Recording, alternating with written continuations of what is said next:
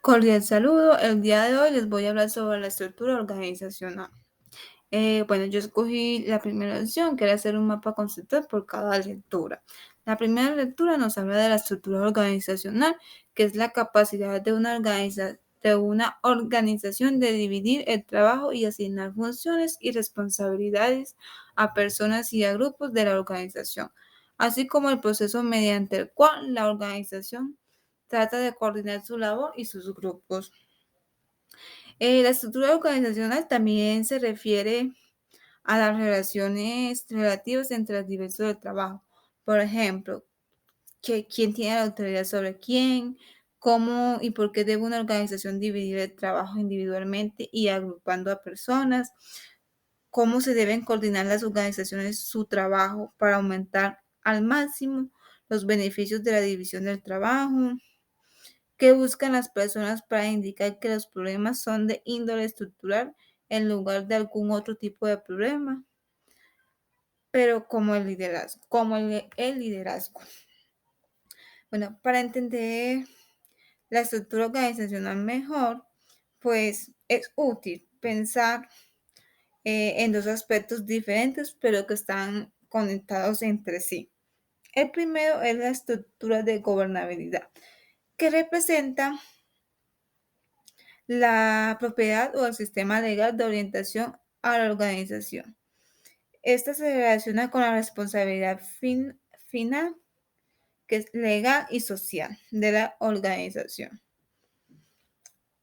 Bueno, esta estructura de gobernabilidad se divide en organizaciones gubernamentales y organizaciones no gubernamentales. En las organizaciones gubernamentales, el pueblo del país es el último interesado de la estructura del gobierno, ya que ésta se ejerce a través del gobierno y por medio de un ministro responsable de la entidad específica. Bueno, a nivel gubernamental, los ministros y sus equipos manejan la burocracia y tratan de ligar la política pública con la acción burocrática. En las organizaciones no gubernamentales, eh, la estructura de gobernabilidad proporciona una función de vigilancia y es responsable de actuar en nombre de sus miembros o por el bien público.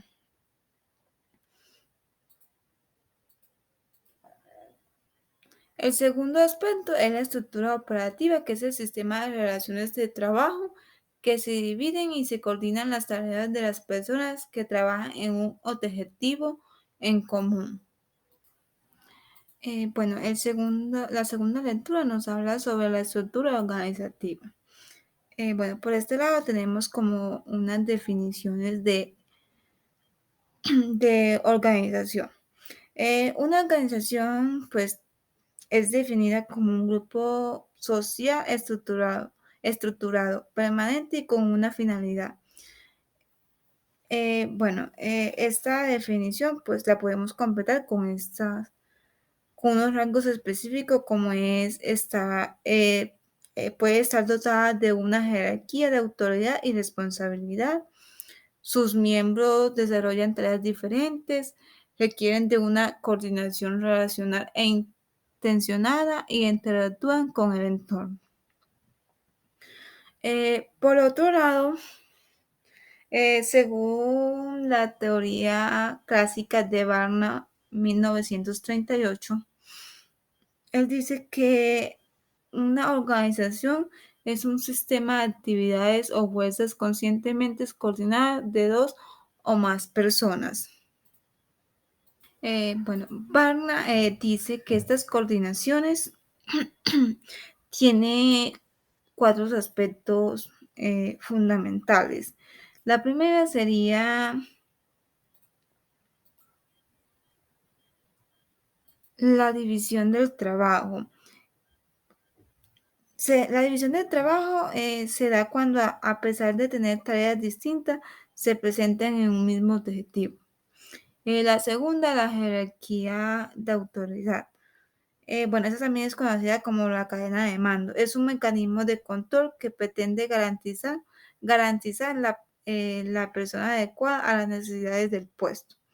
La tercera sería objetivo en común y la última sería la coordinación de esfuerzo. Esta se logra mediante la formulación e implementación de normativas y reglamentos. Bueno, estos cuatro factores suelen, son denominados los pilares de la estructura organizacional. Bueno, la estructura es la caracterización de un todo por las relaciones que implica la distribución y el orden de sus partes. En sí, la estructura de una organización es como definir quién hará el trabajo, de cómo y de dónde. También se define y se asignan los recursos para hacerlo, es decir, para lograr los fines o objetivos de la organización o de los procesos y llevar adelante distintos tipos de planes, es necesario asignar tareas a las personas y que esas tareas estén coordinadas. Una estructura tiene 5 elementos. El primero, que es un patrón de relaciones de relaciones y obligaciones formales, o sea, un organigrama de descripción de puesto de trabajo. Bueno, los organigramas pueden ser verticales invertidos, horizontales y circulares. El organigrama es una representación gráfica de las relaciones de autoridad formal y de división de trabajo. Y los organigramas permiten articular las distintas funciones, destacar los distintos puestos y posiciones, establecer cuáles son las líneas de comunicación formales y conexiones entre puestos. También sirve para ver de forma inmediata y resumida la manera en que es estructurada la empresa y sirve para conocer las relaciones entre los puestos de trabajo. El segundo elemento es un criterio de asignación de las tareas de las unidades orgánicas a los departamentos y personas. El tercer elemento es la forma en las que las diferentes tareas son coordinadas o integradas. Cuarto, las relaciones de poder, estatus y jerarquía. Y quinto, las políticas, normas y controles formales que guían y regulan la actividad de los miembros de la organización. En pocas palabras, la estructura de una empresa constituye el conjunto de relaciones e interacciones de sus miembros que articulan y favorecen la circulación de la información y el trabajo dentro de la misma empresa. Bueno, los componentes de la estructura organizativa son 5. El primero es el núcleo de operaciones, que comprende a los miembros de la organización que desarrollan tareas de carácter básico relacionado con la producción de bienes y servicios. Esto implica las operaciones de obtención de bienes, elaboración de productos y su distribución. El segundo es el núcleo de operaciones. Entre ellos está el agente de compra, los operarios de maquinaria, los vendedores y los transportistas. El segundo es el ápice estratégico, que es el órgano encargado de supervisar el funcionamiento de la organización y de que se cumplan sus objetivos. Por ejemplo, el presidente, el consejo de administración, el comité ejecutivo. El tercero es la línea media. Esta comprende a los administradores intermedios entre el ejecutivo superior y los operarios. Su misión o su función principal consiste en enlazar el ápice estratégico con el núcleo de operaciones, de forma que la comunicación vertical, tanto de arriba hacia abajo y viceversa como horizontal, fluya de manera efectiva entre los miembros de la organización y sus objetivos de referencia. Por ejemplo, está el director de operaciones, el director de marketing, jefe de fábricas, jefes de ventas, entre otros. El cuarto está el personal de apoyo, también conocido como el staff de apoyo. Su función es proporcionar asistencia a la organización al margen del flujo de trabajo de las operaciones corrientes. Ejemplo, están los asesoramientos, relaciones públicas, relaciones laborales, investigación y desarrollo, establecimiento de precios, recesión, correos. Y por último tenemos el componente de estructura técnica, también conocida como la tecnoestructura. Esta está conformada por los analistas que diseñan y planifican sistemas referidos de planteamiento formal y el control de trabajo. Por ejemplo, está el área de planificación estratégica, los controladores, la preparación del personal, programación de la producción, estudio del trabajo.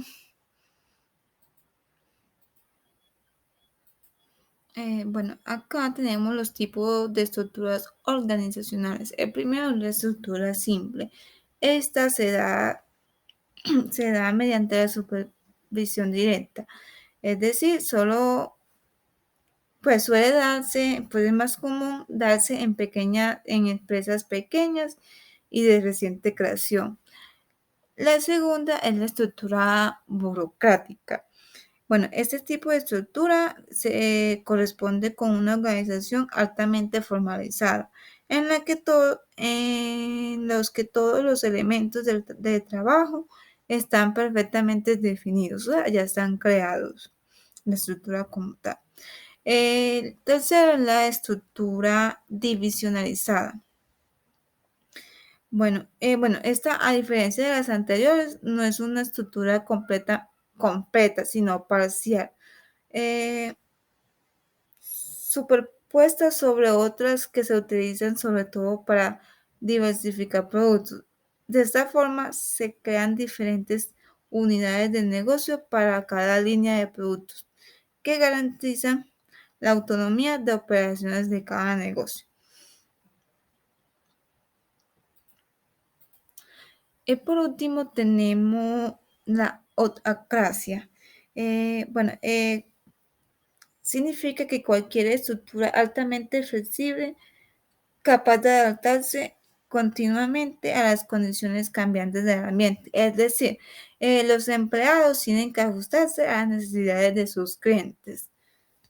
Existe la autocracia operativa, que se lleva a cabo proyectos por encargo de clientes.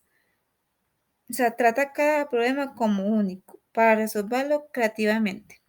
El centro operativo y la estructura administrativa van integrados en un único esfuerzo. No se separan el proyecto mismo en su ejecución real. Y la otra sería autocracia administrativa. O sea, el cliente es la propia empresa y no un cliente externo. La autocracia administrativa es en la estructura. Y en la tercera y última lectura nos habla sobre el verdadero descubrimiento del cliente.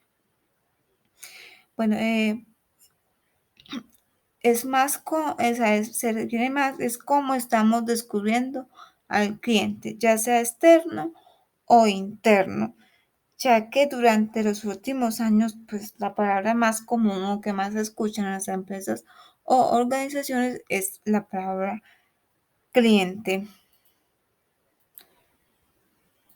Bueno, si analizamos bien, o sea, la mayoría de las empresas hoy en día, los procesos que hacen con los clientes, o sea, lo hacen es porque, pues de pronto el jefe le pide resultados sobre las ventas o porque los clientes nos, pues amenazan a las empresas con la competencia.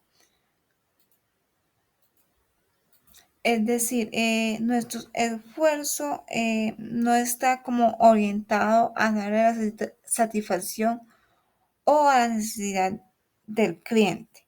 O sea, está más es porque el jefe nos exige, nos coloca una meta, o por el cliente nos exige que lo atendamos, porque nos amenaza con irse con la competencia.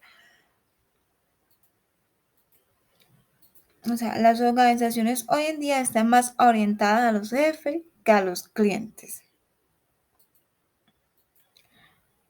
Bueno, con los clientes externos, pues trabajar con ellos en realidad no es difícil, porque yo creo que todas las organizaciones lo han venido haciendo, ya sea para satisfacer al cliente o para tener el cliente, pues perdón, para satisfacer al jefe o tener al cliente pues amarrado, pues de una u otra forma lo hemos venido haciendo. El cliente pues, más difícil de manejar sería el interno. ¿Por qué es más difícil pues trabajar con el interno? Ya que pues para los jefes pues es como muy complejo, eh, ¿cómo explicar? O sea, de tener a un subordinado que solamente pues le pide favores o pues mandar, hágame formas de esto, agendarles tareas. O sea, de pasar de tratarlo así a tratarlo como un cliente más de la organización. O sea, es un poquito difícil para los jefes.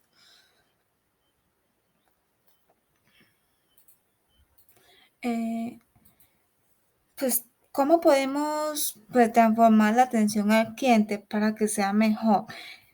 Bueno, eh, muchas organizaciones o empresas tratan de cambiar este proceso de atención al cliente cambiando el organigrama. Pues el organigrama mata todo menos la estructura. Es decir, eh, no es recomendable o no es, pues no se realiza, pues no es común de realizarlo, cambiar el organigrama, ya que el organigrama cuando se cambian muchas áreas o muchas personas miembros de la organización, pues ni se dan cuenta, ni lo miran, pues no le prestan atención a eso. O sea, esa atención del cliente se debe de cambiar desde los procesos internos de cada área, desde su estructura operativa.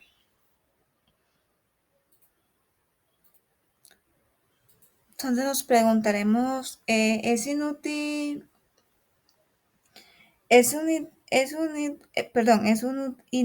los organigramas funcionales de las empresas? Pues no, en realidad no son inútiles. No son inútiles ya que el organigrama pues obedece o se refiere a la autoridad, mientras que la estructura operativa construye el flujo de valor hacia el cliente. Es decir, el organigrama presenta los rasgos de jerarquía o mando o poder. Y la estructura operativa es, es el que constituye como, por decirlo así, la atención al cliente, o sea, esos procesos internos que hacen llevar a la empresa al éxito. Bueno, y por último tenemos la conformación de la estructura madre.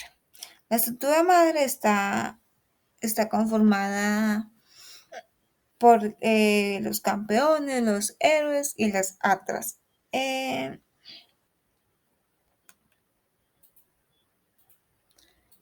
los campeones pues son las personas o es la persona que está pues más cerca al cliente o a la parte final del proceso de servicio.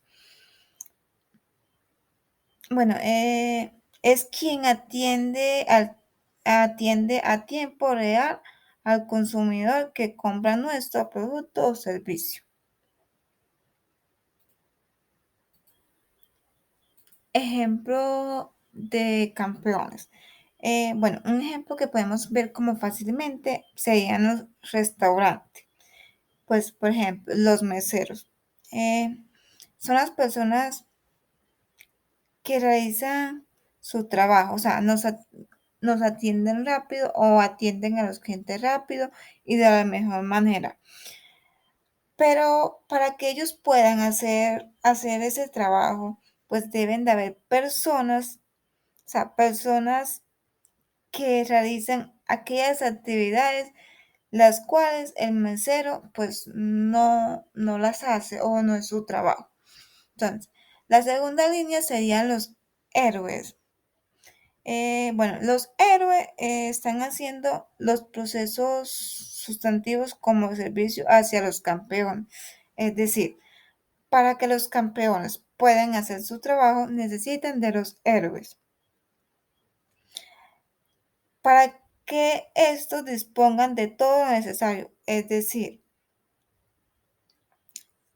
sin los héroes, los campeones no pueden disponer de todo lo necesario para resolver los problemas del cliente externo a tiempo real. Es decir, los héroes son quienes construyen el valor tangible que los campeones entregarán a sus clientes.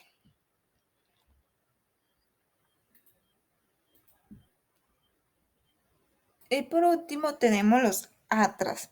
Eh, Estos son los que sostienen toda la obra negra de la organización y están aún más lejos del cliente externo. Sin ellos, simplemente los héroes y los campeones no podrían hacer su trabajo. Bueno, retomando el ejemplo del restaurante, pues los ATRA pues serían los encargados de que haya luz eléctrica, de que se hayan comprado los ingredientes correctamente, de que las computadoras estén a tonos, entre otras funciones.